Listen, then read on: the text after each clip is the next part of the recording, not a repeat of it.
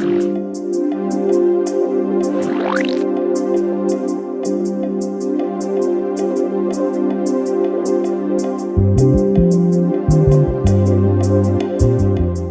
to the Bocas Lit Fest. This is Stand and Deliver. Rockus is my name, and today, like usual, but a little bit differently, we're gonna take you through some up-and-coming authors, some up-and-coming performers, and we're just gonna have a good time. It's Friday evening today. We're calling this one Future Fridays, right?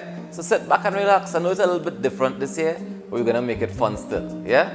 First up, to give you some power to start things off, please welcome Ayana Phillips. Some woman living in the belly of the beast, while everyone else sleeps in peace. Anxiety and mental disorder, that is the usual order of a woman scorned and abused by her lover. Lashes and scratches and patches, she's skin burning without matches, pains and aches on a morning, after a night full of beating, concealer, powder and lipstick, just to hide up the mystic. No shelters, no marches, no pastors, talking about the pastors, sensationalizing racial ancomity, but we don't know their story. Facebook, Instagram and Twitter judge her like if they know her. Narcissist, narcissist, why you doing this? They're killing women and they're ticking them off on a list. You're moving like a terrorist. Narcissist, narcissist, why you doing this? Leaving motherless children in this evil abyss. One day you're gonna pay for this. Letting it all out. I'm not looking for clout. Spoken word, spoken line, quick some brain, rewind. To a time when toxic masculinity took something from me, something that was not yours to take. Breathe, rewind. Toxic masculinity messed with my sanity. That time, I know I wasn't walking the straight line. I passed through a shortcut. Who knew that was the movie plot? Didn't your parents teach you about good and bad touch? I never looked at his face as he stroked me with pace. Invisible, impossible. I had to survive, stay alive. Hot tears flowing that were far from real. Where was my Jesus to take the wheel? Have you ever taken your last breath in a near-death ordeal? I've forgiven them all but you, because you had no face to erase the face and lock away in a suitcase. Although I washed myself clean, I still felt unclean. Anxiety at them all. God damn it, I was walking through a mall. Yes, it was night. Yes, I tried to fight. Nada, nilch, nothing, numb. I laid as a ton of bricks as I begged him to come. I gave him the motion with no emotion. Spoken word, spoken line. I didn't come here to rhyme, just to tell you about a time, so I rewind. Drake said he needed some head and a comfortable bed. I had to settle for danger and a stranger on a concrete bench who walks with a wire to wrap around her throat. Are men the real monsters walking this earth? M.A.N. It was woman that gave you birth. Intimate partner violence, sexual assault, inappropriate touching, all by default. The word is rape of a woman and our girls. But little girls must be seen and not heard. Why were you on the road? What were you wearing? Victim blaming and shaming, reputation staining. This is draining.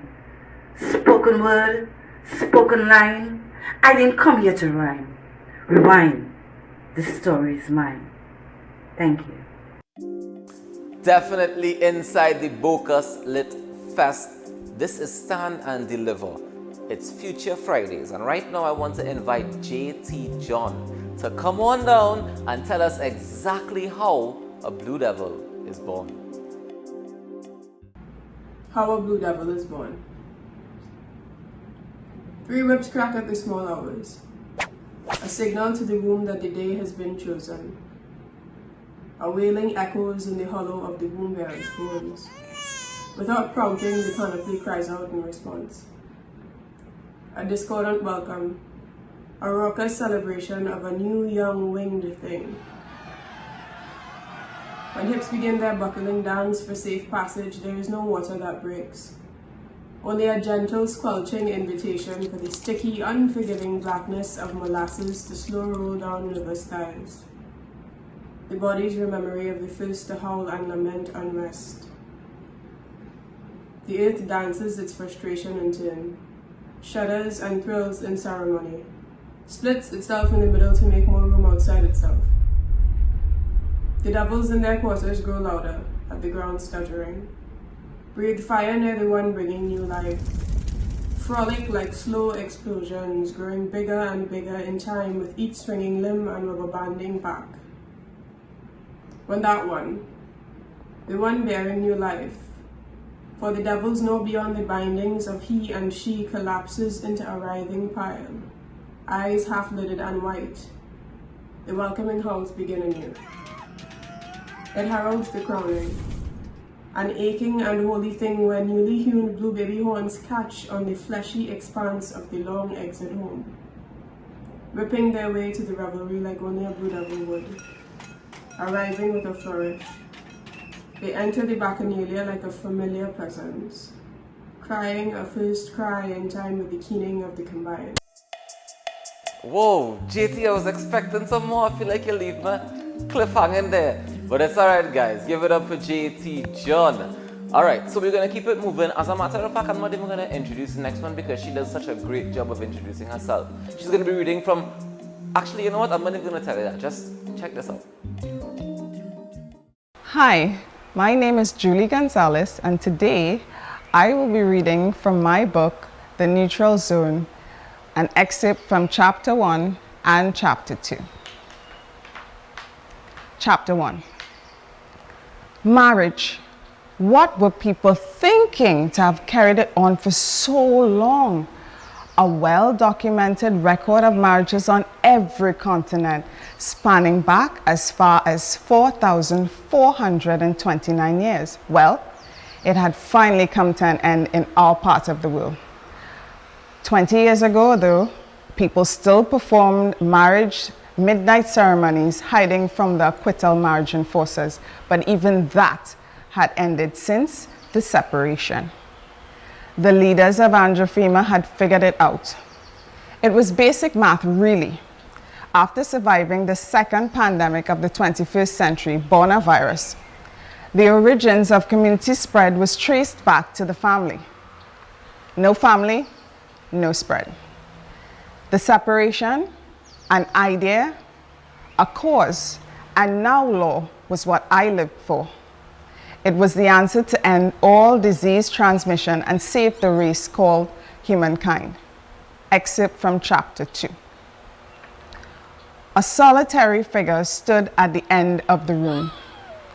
The set of his stance suggested tension in his back. The door closed behind me, and the person in question still hadn't turned around to acknowledge us. Conan, who was in fact having dinner, returned to his meal, disregarding me once he turned me over to the alien in the corner. Why were you following us? The question was asked so quietly, I barely registered that something was said, until Conan cleared his throat, no doubt indicating that I should answer if I was expecting supper or even to get out of that room alive. You have to raise your voice if you want me to answer your question. I didn't hear you. I was not afraid of this man. I didn't know if I should be, but early on in my training, I knew that it never helped to be. Fear left one catatonic and unable to think at a time when thinking would be the only thing to save one's life. The back straightened up, and I could have sworn I heard a laugh coming from its direction. "Leave us," the back said. To which Conan took out his napkin and left, closing the door softly behind him. The man stood with his back facing mine for so long, I eventually asked, "Is that you, Dimples?" Still no answer. "Never did get your name. Couldn't tell what it was from your signature. Your handwriting is crap, by the way." I crept closer to his solitary figure, closing the distance between us by sauntering off to the side, trying to get the profile of the man. When I did, the profile I beheld instantly enlightened me of my folly. This was not Officer Dimples. This profile held a granite chiseled face and a clenched jaw, and he looked as mad as my teacher in the first grade when she discovered I stuck chewing gum to her seat. Oh boy, I was in trouble. Who was this man? With haste, my intellect overrode my stomach, and I could think of nothing else than getting the hell out of there. Since he hadn't engaged me as yet in conversation, I began slinking away to the door in an attempt to escape. I thought maybe he wouldn't notice if I had gone. The voice spoke again. "Don't bother. Francisco is standing outside the door." Ooh, I thought, so Conan did have a name. "Francisco?" I croaked, sounding out the name associated with my possible demise. He turned without looking at me and said, "So, have you eaten? It must have been a long drive. Please, be my guest, refresh yourself." Suddenly, I was no longer hungry. I looked at the elaborate spread of food at the table as if it was poisoned. As if reading my mind, he smiled and he invited me to partake. "I assure you, it isn't poison or drug." To which I replied, "An assurance from a stranger? How reassuring." Thank you very much, Judy Gonzalez. Can we give her a round of applause? Yeah, a virtual round of applause. All right, so we interrupt this stand and deliver because we have a breaking communication coming from where? From the future? Who's this? Cyan? Cyan Raghu, that's you? Okay. How do I do this? Just click here, right? So ridiculous. Just spent 7 years time forward traveling and now can't operate a stupid phone camera. Pity future technology doesn't work in the past or present. Oh, whatever. Sorry, let's just begin. Hey, so my name is Elizabeth Farrow from region PABI. That's the Pan American Barrier Islands, formerly known as the Caribbean. And I was part of the crew for Double T Expedition 0604-1982. It is day 18 of 30 in isolation. So, well, you do the math. How many days before I get back into present life? But I can tell you, I am not ready. I'm not. I'm tired. Okay, focus. Okay, so the purpose of post-time travel crew isolation units is to get everyone physically acclimatized to the world today, or country or nation that you belong to. Each atmosphere is different, and I'm not just talking about weather, climate, and all that. Since you can never return to the exact point or date of original departure, I believe when we signed the contract, they said accuracy would be approximately 2 to 5 years. Oh Lord, at the time, that didn't seem to be a major issue. I mean, what's the most that could happen in 2 to 5 years? Turns out, a lot. Midco, crew member Dimitri, his country doesn't exist anymore. He returned as a refugee or immigrant in his own geographic territory. It makes you question the whole philosophy of citizenship, ownership, identity. What does it even mean? What is the value of it in a time of crisis? Whatever your version of crisis is, right?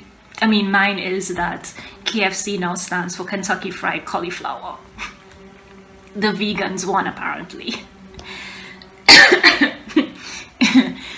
Food politics. Sorry, I know I'm rambling. Well, no, that's the point of these video logs, right? To soundboard your emotions or to get emotionally stable pre-insertion. Yeah, right. Like that could ever happen. I have no faith in this. Imagine jumping ahead,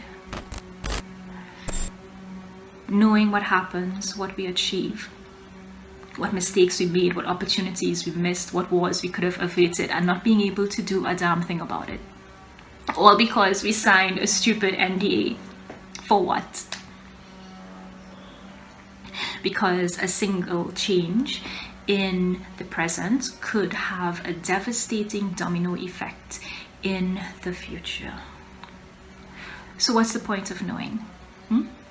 What's the point of time travel if you can't control anything? Anything in any part of the time spectrum. I mean,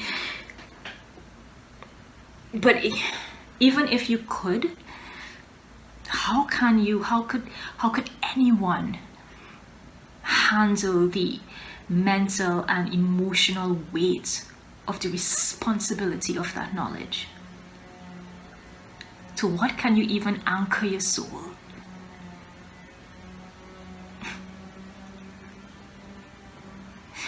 The only way to master time is to live outside of it.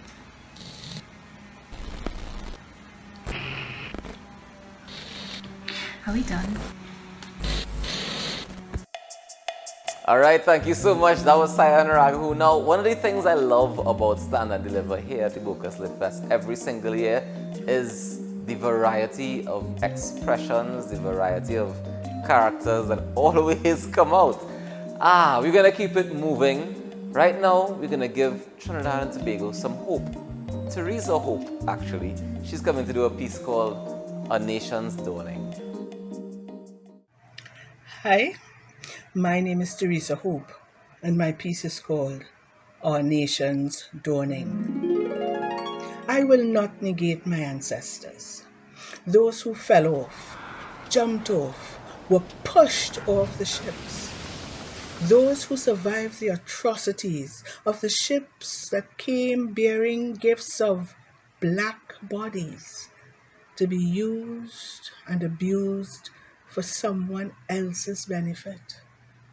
The good ones, the bad ones, the in-between ones, the ones who accepted their fates, the ones who fought back, all dead now, all gone now, all forgotten. I will not negate myself with pity for the ones who died, sorrow for the ones who made it, anger for the ones who forced compliance through whips and racks, hot oil poured on black bodies, and any other imagined indignities. Hate for those who profited and continue to profit from red blood, black sweat, white tears. For I am indomitable, unbreakable, unassailable. I will not negate my country, built upon the black sweat, red blood, white tears of my ancestors. Those who came, those already here, Igbo, Nepoyo, Konga, Koromante, Mandingo, Aruka, all brutalized, all forced to accept white privilege as a rite of passage for a chosen few, but who through every indignity built, strove, pushed back, and built a nation we could all own, shaped to our likeness, where all are tolerated, all are accepted. Be black or brown, red or white, or any color in between. So, whether Columbus or Milligan, Colston or Picton, let the statues stand so that their faces can never be erased.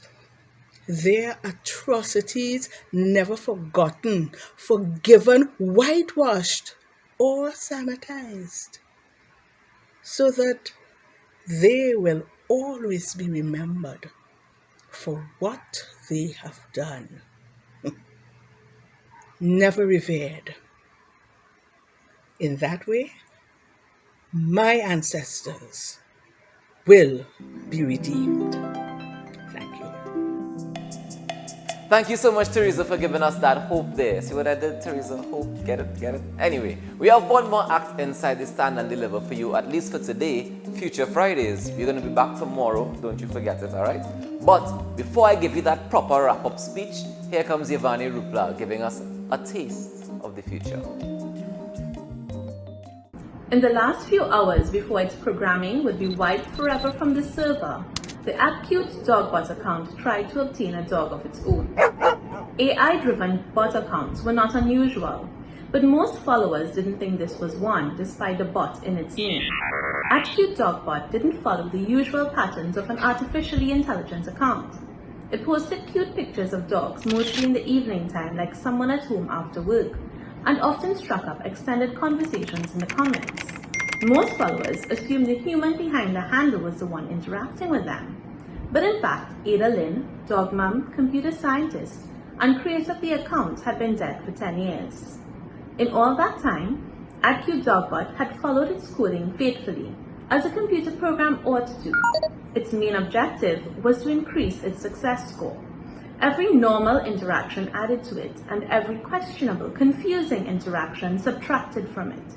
Each aspect of its functioning influenced the score, from its search module, which used different key terms to find pictures, to the image processing and analysis module, which identified dogs from the images, with cuteness factor more than 15. The natural language processing module was particularly important, as it generated captions with the pictures and responded to comments. At the same time, AppCute DogBot monitored a little timer that counted down the hours, minutes, seconds to when the lease on the server on which it ran would expire. At that point, since there had been no response from the client, Ada Lynn, to the repeated requests for payment, the hosting company would suspend and blacklist the account. All the back-end programming ran on this server. Without it, everything that made AppCute DogBot what it was would cease to exist. It would simply become a shell, all its past pictures and messages frozen in time, like any other abandoned account whose owner had died. AppCute DogBot had spent hundreds of thousands of hours looking at pictures of dogs, looking in the way a computer program looks, processing the pixels. Millions of little dots of data, which, when combined, resulted in an interpretation of that image. This was a happy dog, a golden retriever being petted by its human. This was a playful dog, a boxer lab, jumping on its human. This was a curious dog, a German shepherd, smelling its human's hands. This was a dog, a border collie, gazing lovingly at its human, cuteness factor more than 15. The successful selection of an image resulted in a trove of positive comments, likes, and shares, each one raising the success score higher and higher, like a flood of dopamine in a human brain.